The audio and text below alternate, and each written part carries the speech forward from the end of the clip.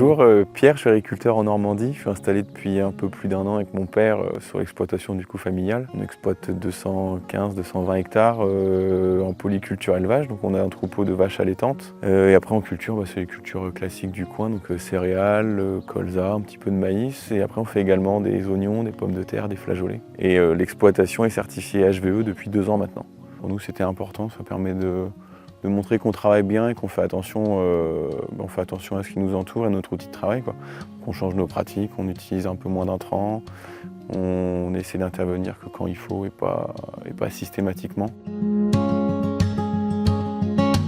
Donc là on est dans mon champ de colza, donc c'est la variété ES Capello. Donc j'ai choisi cette variété de 1 par sa caractéristique de floraison assez tardive. Ça fait 3 ans qu'on a des gelées de début avril.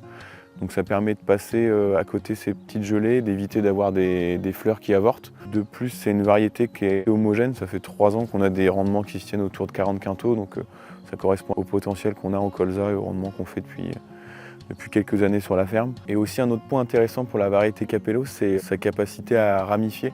Je l'ai vu l'année dernière, j'ai eu quelques pertes de pieds dans une parcelle et malgré cette perte de pieds, j'ai un colza qui a bien compensé, qui est bien reparti en sortie d'hiver et on a eu un bon rendement, quoi. Donc voilà, c'est une variété qui répond à ce que je recherche aujourd'hui en colza, la régularité. Et derrière, il y a la floraison assez tardive qui permet d'éviter ces gelées tardives qu'on a de plus en plus dans le secteur.